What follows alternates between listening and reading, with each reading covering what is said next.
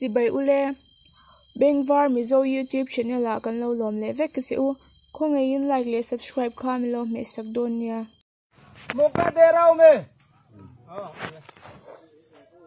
वापस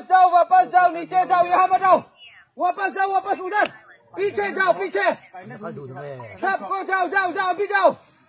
मैं 5 मिनट दे रहा हूँ आप kan true IC ani hi true IC mi जाओ additional SP अभी मैं evaluation takin ti hian min vil reng ani kan pu